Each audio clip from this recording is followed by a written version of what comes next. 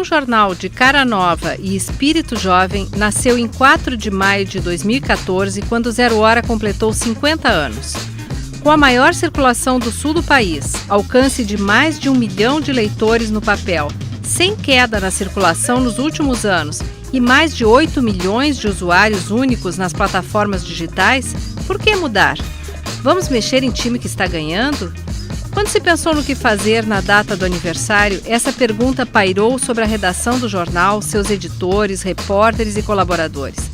Como um jornal que se preze e é movido à investigação e bons repórteres, resolvemos apurar. E o ponto de partida da pauta, a nossa fonte principal, foi o nosso motivo de existir: o leitor. Então foi o leitor que determinou as mudanças nos 50 anos de Zero Hora? Sim, esse passou a ser o mantra da redação. O leitor é quem nos diz quais conteúdos quer acessar, que horas e que formato são mais interessantes. Eles enviam comentários, e-mails e nos mostram por meio de métricas mensuradas em softwares de análise de dados como é a sua relação com a notícia. Os hábitos de consumo de informação mudaram. As notícias chegam até os leitores instantaneamente 24 horas por dia. O leitor espera que um jornal o informe sobre fatos, mas não só isso.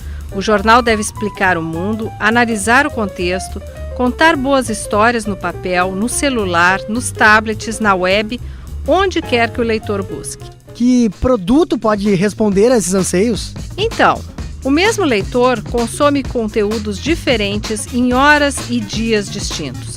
Não pensamos em um produto, mas vários para diferentes públicos. Estamos convencidos de que não existe um só público em Zero Hora. Então, separamos as mudanças por plataformas, mas mantivemos a unidade na identidade gráfica e editorial. Criamos uma nova logomarca. Assim como nos meios digitais, Facebook vira F, Twitter vira T. Zero Hora passou a se apresentar como ZH.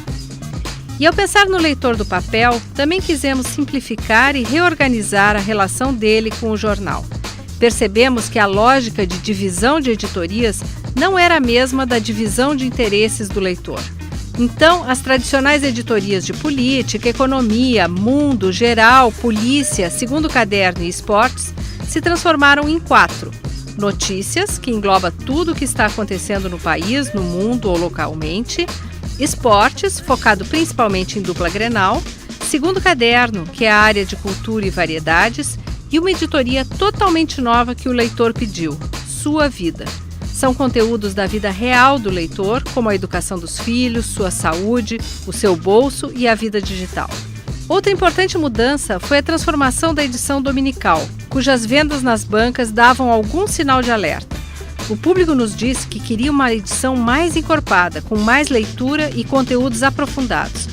Criamos um time focado na edição de domingo e lançamos um novo caderno, o Proa, que aborda os debates da semana e propõe reflexões.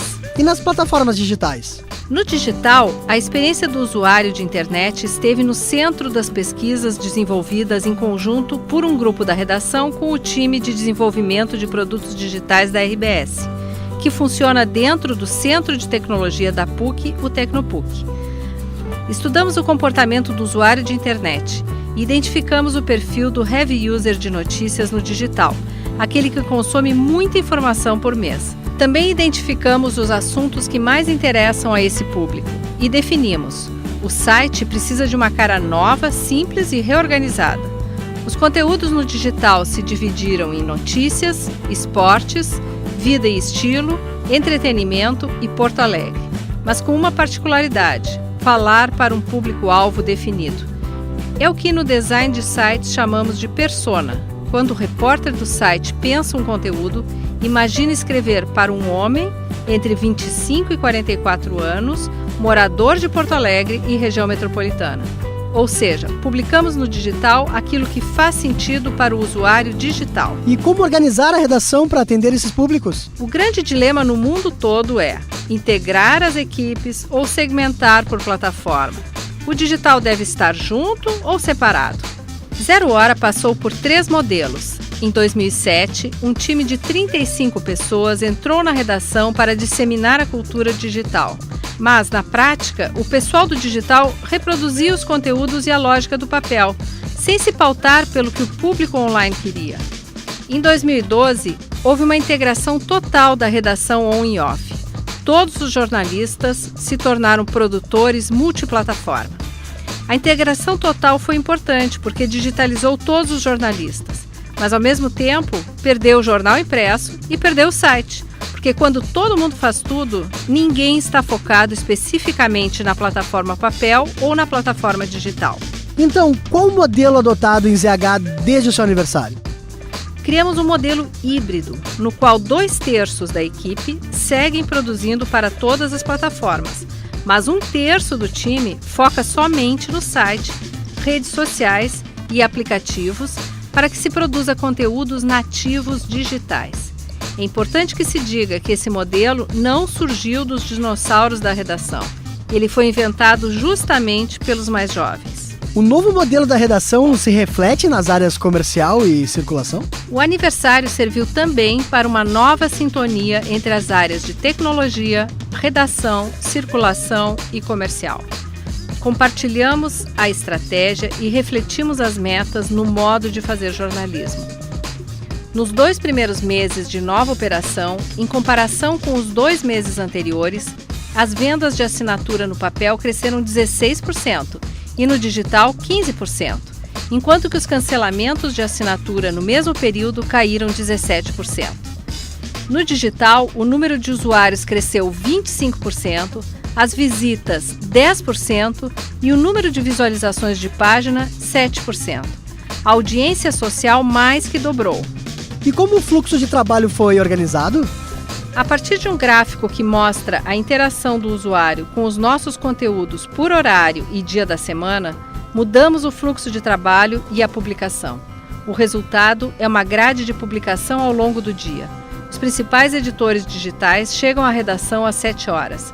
A maioria dos repórteres digitais também está desde cedo produzindo conteúdo. Os editores multiplataforma chegam um pouco mais tarde na redação e alinham a pauta digital com a pauta do papel.